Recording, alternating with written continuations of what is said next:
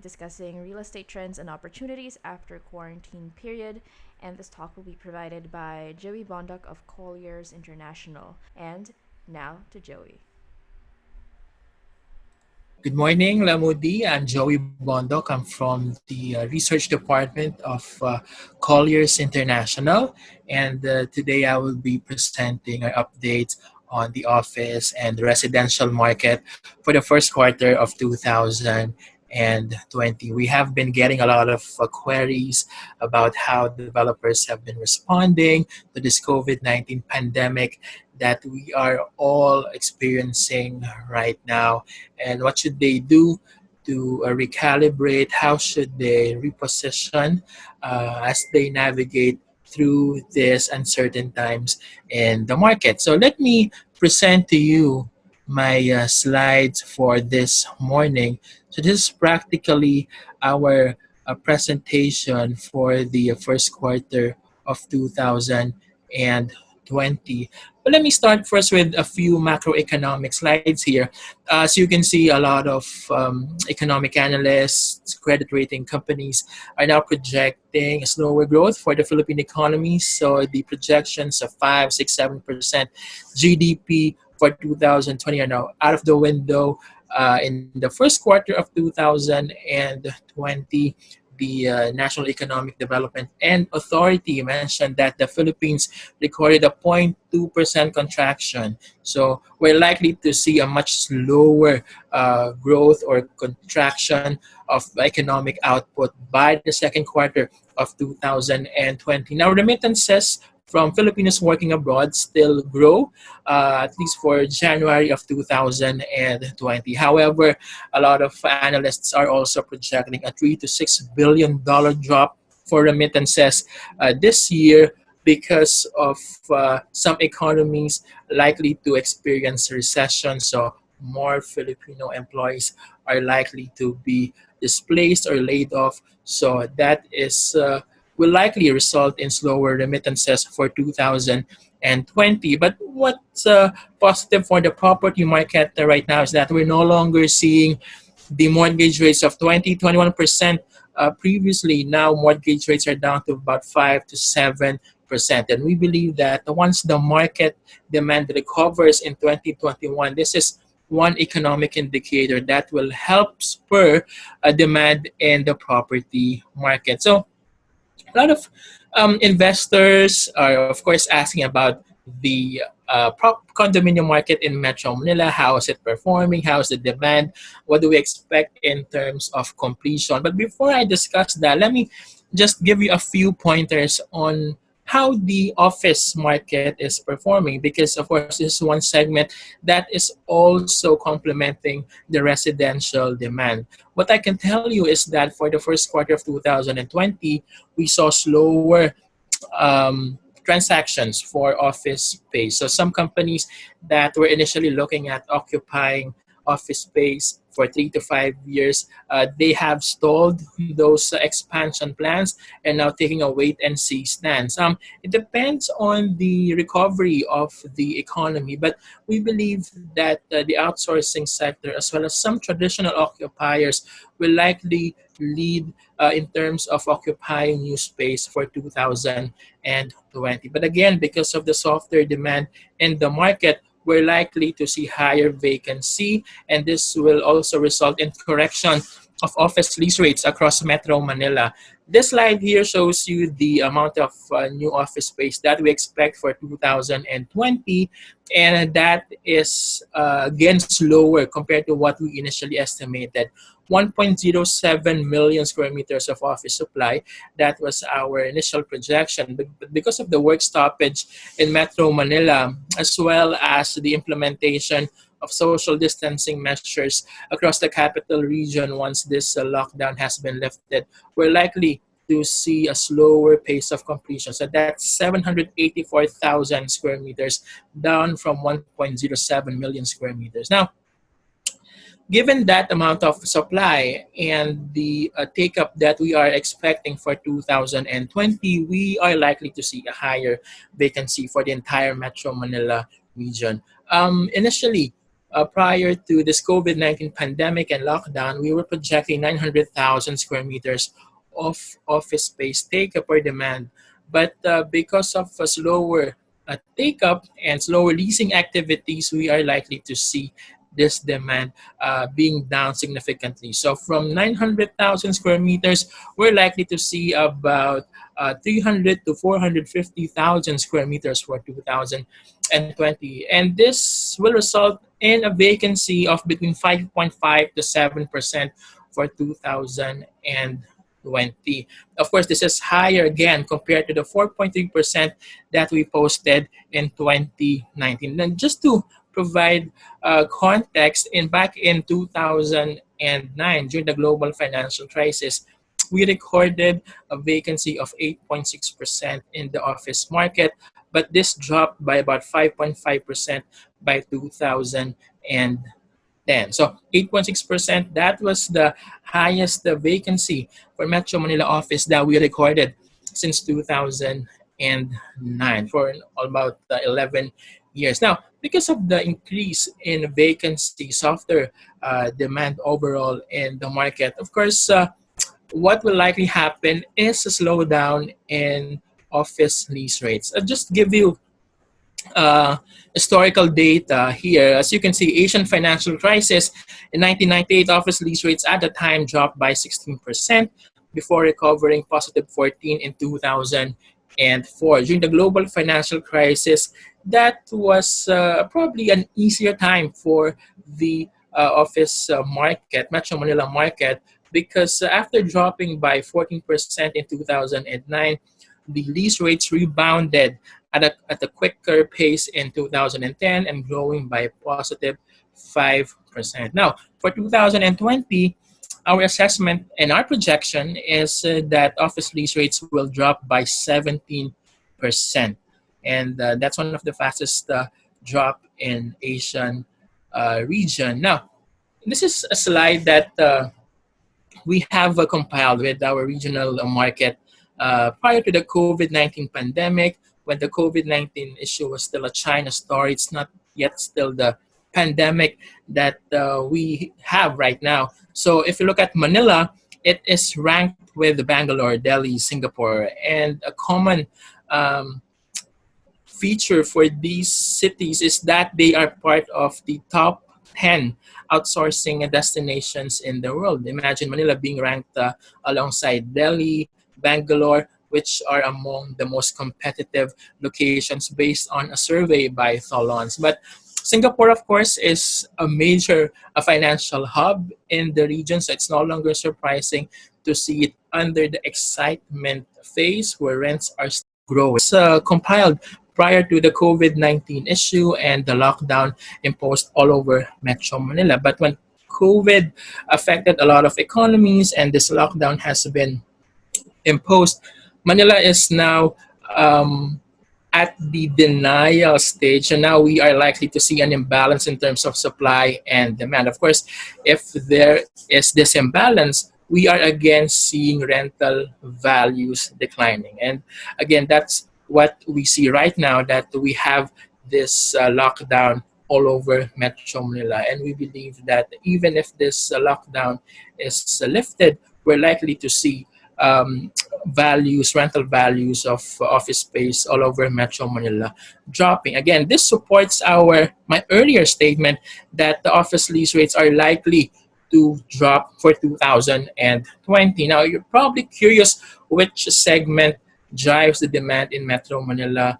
The outer pie here represents the first quarter of 2020 transactions, and it's equally split between the three segments. So 32% of transactions during the period from POGO'S or the offshore gaming companies, 31% from your traditional corporations, tenants, including multinational corporations, financial agencies, insurance companies, and even government agencies that have been transferring to newer and more expansive office buildings. But the remaining 37% here is from your outsourcing segment.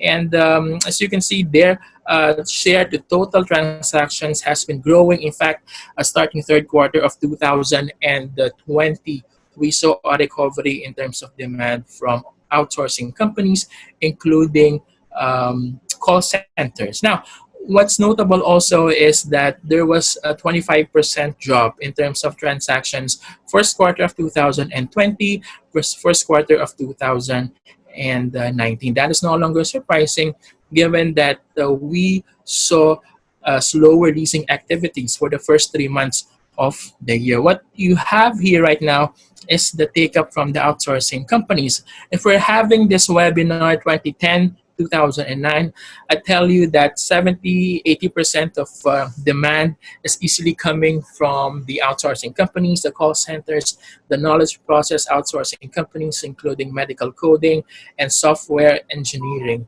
But as you can see from this slide here, during the global financial crisis, there was a 47% drop in office space take-up. And it took the market 6 to 9 months to recover. So this only means that after the GFC, it took the BPO company 6 to 9 months to again complete the lease deals that they have or inquired about prior to the global financial crisis. And for this pandemic that we are seeing right now, it might take a bit longer than that. So we're probably looking at 6 to 12 months after this virus has been contained.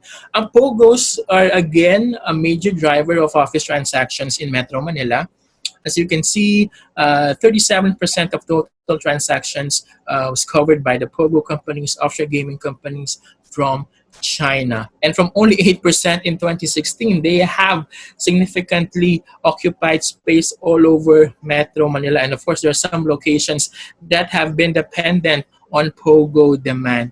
The amount of space that they occupy all over Metro Manila right now is 1.34 million square meters, and that covers about 11% of total leasable space in Metro Manila. What I can tell you now is that for 2020, they are still occupying or pre-leasing office space. The only problem that we see right now is they cannot occupy or they cannot bring in more Chinese employees because of the travel restrictions imposed to and from China. So let me do a recap of what we see in the office sector. For the demand side, we are definitely seeing softer leasing transactions. In fact, from 900,000 square meters that we initially estimated, we are likely to see about only half of that, or even 300,000 square meters, only about a third of what we initially estimated. In terms of supply, there will be a 26% drop in terms of new office space to be completed. So from 1.07 million square meters, we'll probably see about 780,000 square meters of new office space for 2020. And because of that, we are likely to see rents dropping by 17% before a slow recovery in 2021 and 2022. And a lot of tenants are again pausing, holding off in terms of expansion. And as I mentioned, they're probably looking at 3 to 6 months after this COVID-19 pandemic has been contained before they may restart their leasing queries for office space all over Metro Manila. Now, another segment where we see this slower demand for property market spilling over is for the residential sector, for the condominium market in Metro Manila. Now, we are likely to see slower completion, again, because of the supply constraints. We are seeing construction delays because of work stoppage. And we also have to know that even after this COVID-19 pandemic has been lifted, there will be some social distancing measures that will be implemented within construction sites. And that will, of course, hamper the completion of more condominium units and projects all over Metro Manila. For 2020, we are now likely to see 11,000 square meters, 11,000 units of condominium units all over the capital region. And that is significantly less compared to the 14,700 units that we initially estimated. So now we are starting to see some delays in terms of condominium completion all over Metro Manila. We didn't see a significant increase in vacancy in the secondary market. So when we talk about secondary market, we cover the condominium units that were turned over already and are now being offered to the lease market or being resold. Okay, so there's no significant increase, but we are likely to see a mid-teens vacancy starting second quarter of 2020, especially with a lot of businesses closing. Major operations were practically stopped, so that also resulted in stoppage or slower leasing activities in Metro Manila for the first quarter of 2020. And anecdotally, there was really a slower activities for the second quarter of the year. Now, let me backtrack a bit and look at the prices, how prices performed or increased or decreased during the past financial crisis. Look at Asian financial crisis. Prices of condominiums dropped by 14% in 1998, another 9% in 1999 before recovering in 2000. During the global financial crisis, the market was less affected, so there was a 1.5% contraction for condominium prices before increasing again 2.1% in 2010. Now, our forecast for 2020 is that there will be a 15% drop for average price of condominium prices all over Metro Manila before a slow recovery in 2021 as well as 2022. Now, because of the slower leasing activities and the availability of ready for occupancy units in the market, as well as completed units being offered to the secondary market, we expect a 5.5% correction of our condominium lease rates all over Metro Manila before recovering and growing by 2% annually from 2021 and 2022. Just a few economic indicators that we believe investors and developers should be watching out for in the next few months and quarters. Look at unemployment because anecdotally, condominium units between 1.7 to 3.2 and 3.2 million to 6 million pesos per unit are also dependent on the local employment. And aside from employment, you also have to consider the flow of remittances from Filipinos working abroad. Interest rates, as I mentioned, they're still low, and the central bank will probably be more aggressive in cutting interest rates. So that should result in lower mortgage rates in the market. And consumer confidence, this is one indicator that we also need to observe because we have seen that in previous years, during years that there's a slower or low consumer confidence, we also saw a slower increase of condominium prices and rents and a slower take-up in the Metro Manila condominium market.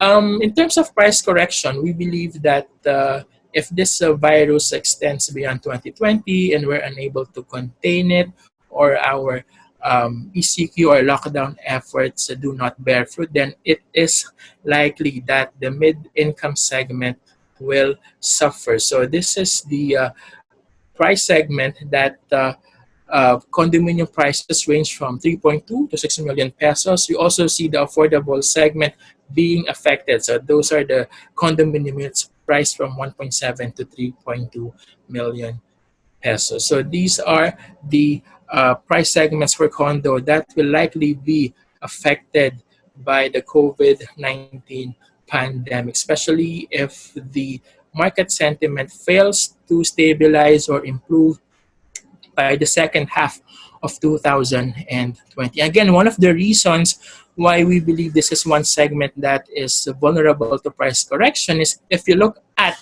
the remaining inventory or unsold condominium units in the market, these two segments combine for 68% of total unsold inventory or condominium units in the market. Note that for a normal Metro Manila condominium market, given a normal year, an average year where you have sustained take-up or demand, that 47,000 units can easily be taken up in a year. But because of slower demand in the market, we're likely to see absorption being extended to a year or about a year and a half.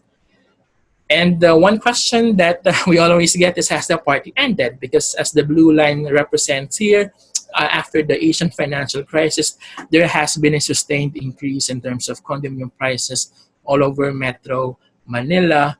However, that is likely to drop starting 2020, especially if we're likely to see a slower growth, economic growth for the Philippines for 2021. But if the market conditions improve starting second half of 2020 and that pent-up demand starts to kick in starting first quarter of 2021, then we're likely to see a rebound from the residential market by 2021. So that's what we see for the residential segment. Just a quick review of what I discussed. So for the demand side, there will be a softer demand for units in the pre-selling as well as secondary markets for condominium in Metro Manila. In terms of supply, we're no longer seeing the more than 14,000 condo units that we initially estimated to be completed this year.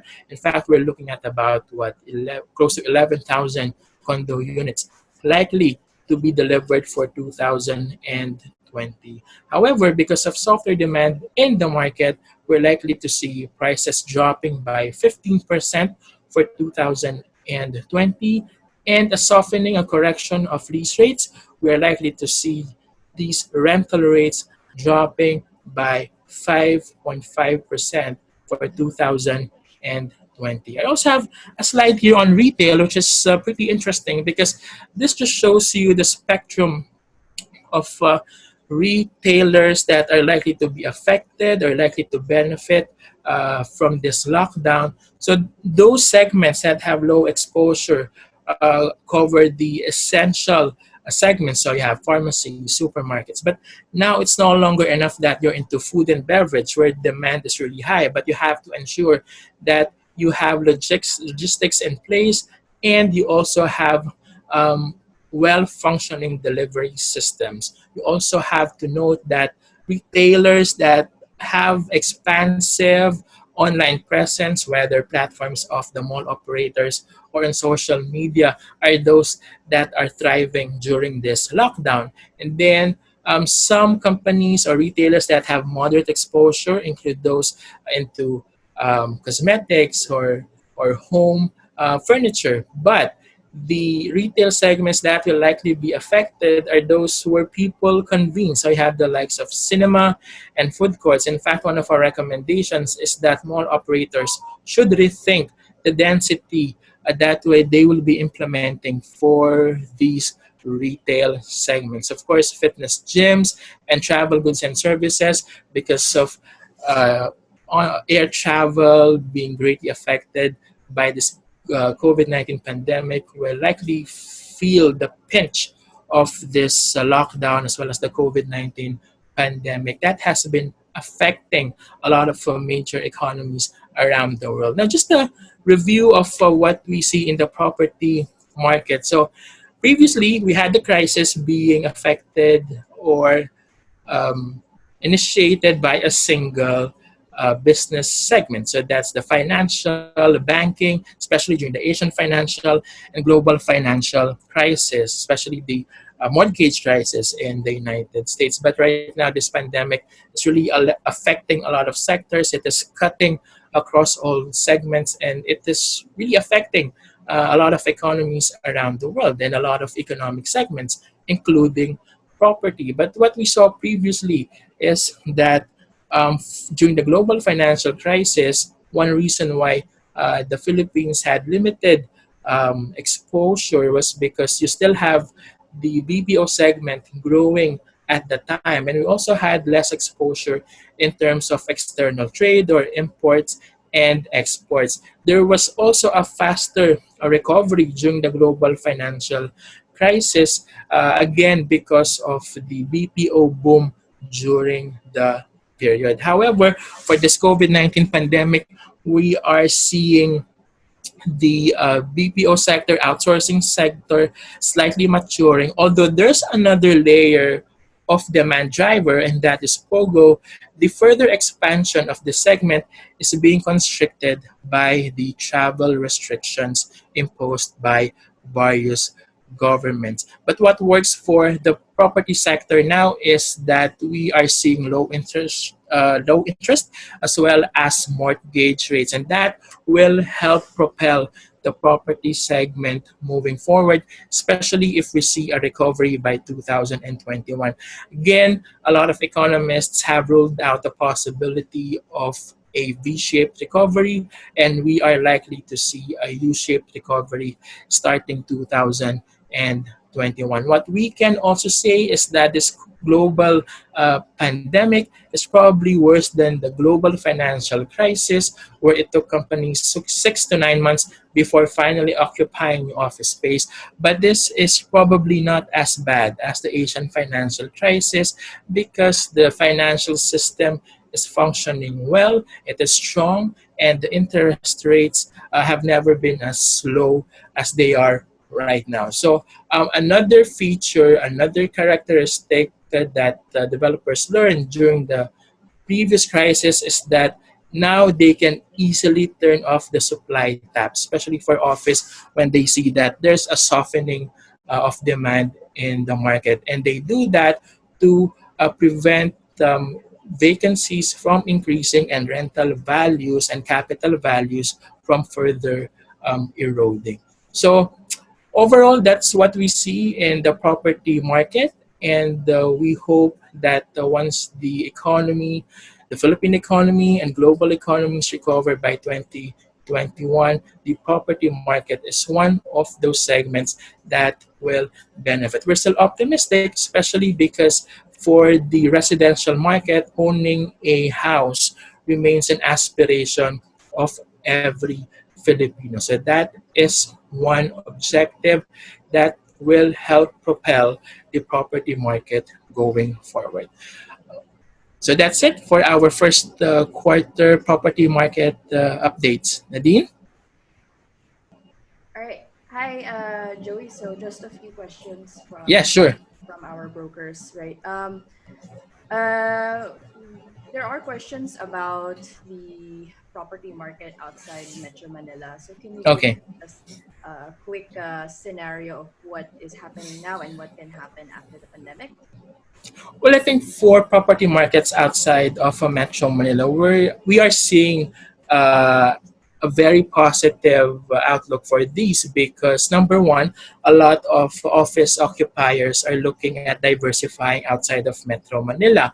They don't want to be Metro Manila centric because, for instance, if there's another pandemic or lockdown and companies stop operating in Metro Manila, then they will be forced to completely stop their operations, right? But if they have sites outside of Metro Manila, they can continue a part of their operations. And this should also have an impact on the residential demand. What I can tell you is that even before this COVID-19 pandemic and even before the lockdown, a lot of property investors have been considering condominium, house and lots, or lot projects in Pampanga, in Bulacan, in Cavite, Laguna, Batangas, Cebu, Davao, Bacolod, Iloilo. These are just some of the more viable locations outside of Metro Manila. And what helps investors to look for these properties outside of the capital region is the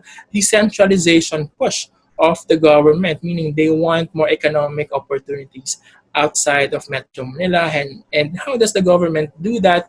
They have been building a lot of infrastructure. So you have railway projects extending all the way to Bulacan, to Cavite, Laguna, even Bicol. You have some passenger and cargo rail that extend all the way up north. So you have Pampanga, Tarlac, and Pangasinan benefiting from those projects. And we believe that all these decentralization and infrastructure implementation programs will keep the property market afloat and will help a lot of investors in terms of having more options in the market and will help dictate the strategies of developers even after this COVID-19 pandemic. Right. Next question. Will foreign interest for properties in general return after the quarantine is lifted? Definitely, because even before this COVID-19 pandemic, you have to note that condominiums in Metro Manila have one of the highest yields in the region. And that's the reason why prior to this COVID-19 pandemic, we were seeing huge interest from foreign investors from Singapore, Japan, even those from the Middle East. While we are likely to see a slower demand for 2020, both from local as well as foreign investors, we are likely to see a recovery starting 2021, especially if the market conditions start to stabilize during that period. In fact, that there are some institutional buyers from the Middle East, from other Southeast Asian countries that are likely to continue buying condominium units once this pandemic is over, once the market conditions stabilize or neutralize. So I think what we are seeing right now is that from our brokers, we're still hearing some queries, especially from foreign investors. And one key feature that we've been seeing right now is these investors are now not just focused on Metro Manila, they are also looking at other areas outside of the capital region. And these are similar to the locations that I mentioned earlier. I think right now they're not just looking for key hubs, key areas outside of the capital region, but they're also looking at some leisure-oriented house and lot units that are in the southern part of Luzon, northern part of Metro Manila, because they want to be in areas where there is less congestion. So these are also some foreign investors are looking at investing in a condominium unit or house and lot that is within an integrated community, those residential projects that are able to provide the live, work, play lifestyle, and wherein there is convenience, wherein the investors can maximize the convenience provided by the developers and property managers. Right. Thanks to technology, there is now the introduction of online payment and reservations from developers, as well as leniency in payment schemes. Will this actually help boost real estate after quarantine compared to when we experienced the Asian financial and the global financial crisis? Oh, definitely, because right now, as we see a lot of social distancing measures being implemented, so there is less cash being used. So we are likely to see more payment being done online. In fact, the central bank has been recording a huge surge in terms of use of InstaPay and other online payment or selling platforms. And we believe that the property market, of course, will also benefit from this system because it provides much convenience, it expedites the payment process, it streamlines the entire process of buying or selling properties. And we believe that the property investors, developers, buyers should take advantage of this increasing use of technology to pay, to buy, or sell properties. Additional questions based on your presentation. Yep. To clarify, what does it mean for Manila to be in the denial stage? And how did Metro Manila end up in the denial stage? Well, it is in the middle part of that stage because when you say denial stage, we are now seeing a imbalance between supply and demand. So, imbalance meaning there's a greater supply that we now see in the market and less demand because of softening of leasing activities. But I think one key characteristic that developers in Metro Manila have now is this ability to quickly turn off the supply tap, especially if they see a slower demand in the market. Just to give you an idea, after the bitter experience of the Asian financial crisis, a lot of local developers in Metro Manila have quickly turned off the supply tap. So what did they do? From about 550,000 square meters of office space in 2009, when they saw the global financial crisis having a significant impact in terms of demand in the market, they quickly limited their new completion of office space. So from 550,000 square meters, that was significantly reduced to about 200,000 square meters. And what did that measure do? Number one, it helped to temper the increase in vacancy. And number two, it helped reduce the erosion of rental values all over Metro Manila. What signs are we looking for Metro Manila to move to the next stage after denial? Well, one of the signs that we're looking for is number one, if market conditions improve starting second half of 2020, then we will probably see more leasing activities finally materializing. Again, when we look at the global financial crisis, it took occupiers 6 to 9 months before finally completing their office leases. Now, for 2020, it might take a bit more time because, as I mentioned, this pandemic and its impact on the economy and properties probably worse than the global financial crisis. So instead of 6 to 9 months, we'll probably look at 6 to 12 months before companies start occupying new office space. And that should result in a slow recovery in terms of demand as well as recovery in terms of lease rates. So we'll probably see a growth in lease rates starting 2021. So that should be a turnaround compared to the 17% reduction that we are projecting for 2020. And last question, with the work from home policy slowly becoming more popular and maybe applied after quarantine, will that affect both office and residential trends?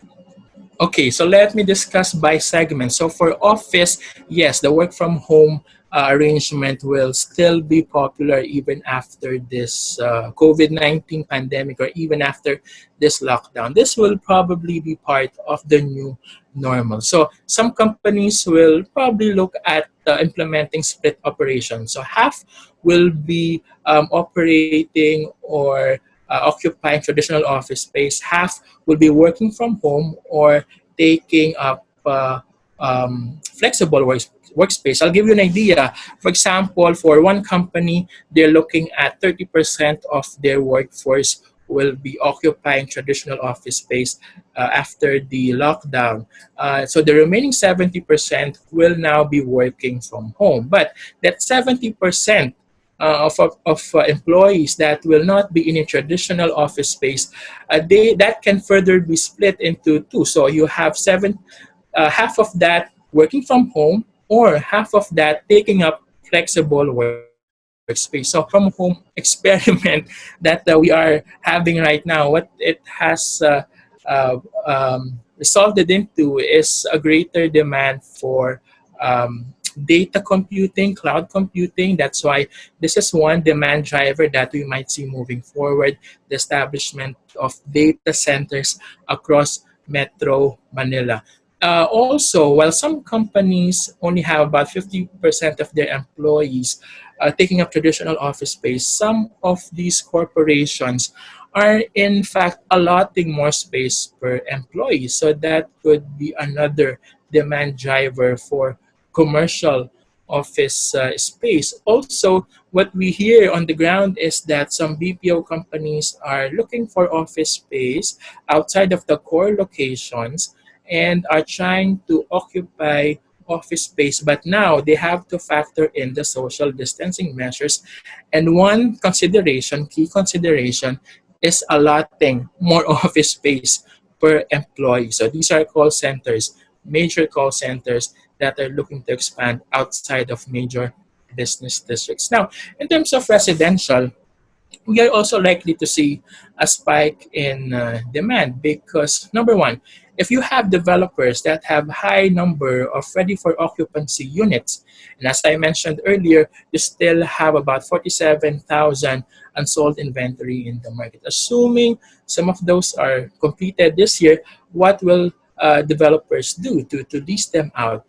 Some developers might opt to implement creative leasing schemes. So they might want to lease those units out to the BPO employees, especially now that part of the new normal is that some companies are trying to look for halfway houses for their employees because they want their workers to be near their offices, their office buildings.